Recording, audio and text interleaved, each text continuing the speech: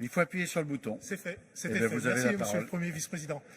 Madame la vice-présidente, mes chers collègues, vous nous proposez aujourd'hui un dispositif de 50 millions que notre région consacrera à la sécurisation des passages à niveau S'il vous plaît, Monsieur Vuillard a la parole. suite aux drames survenus en 2008 et en 2017 où des trains étaient entrés en collision avec des cars scolaires. Vous souhaitez prévenir de nouveaux drames, intervenir sur l'amélioration de la sécurité des passages à niveau de notre région.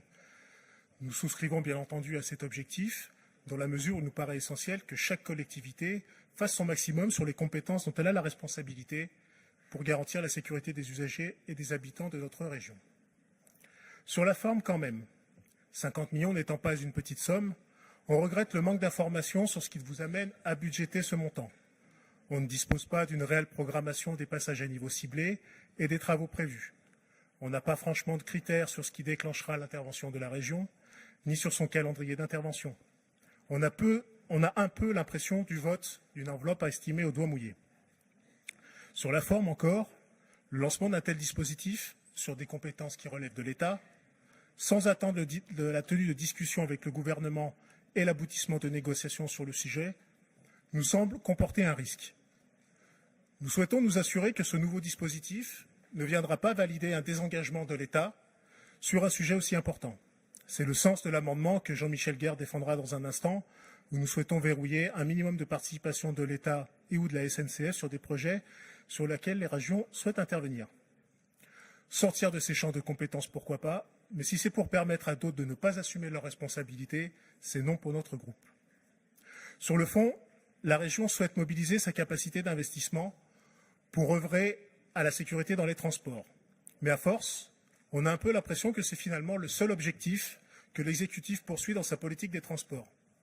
Rappelons que des crédits manquent toujours à l'appel pour le sauvetage des petites lignes ferroviaires, que les travaux menés jusqu'à présent permettent un simple sursis sur de nombreuses lignes, mais que la question de leur maintien se posera à nouveau dans un temps court. Rappelons également que la question du service aux usagers nous semble toujours tristement absente des interventions de la région en matière de transport.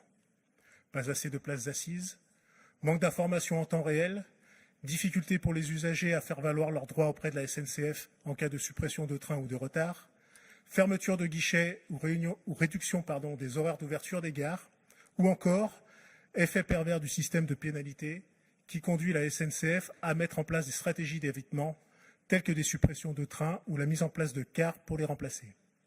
Les sujets sont très nombreux et il serait bon que la région remette l'usager et le service qui lui est rendu et qui lui est dû au cœur de son action. Enfin, notre collectivité, devenue autorité organisatrice de la mobilité sur le territoire régional, gagnerait à travailler concrètement la mobilité multimodale des habitants d'Auvergne-Rhône-Alpes.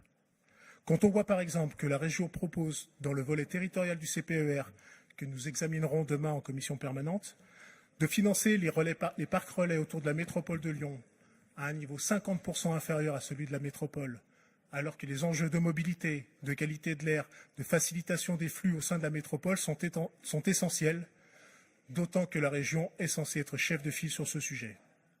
On se dit que notre région passe parfois un peu à côté de ses responsabilités. Nous voterons ce rapport, mais en formulant une alerte. Ne laissons pas les usagers des transports d'Auvergne-Rhône-Alpes sur le quai et proposons-leur enfin un schéma global des mobilités ambitieux et adapté à leurs besoins. Merci.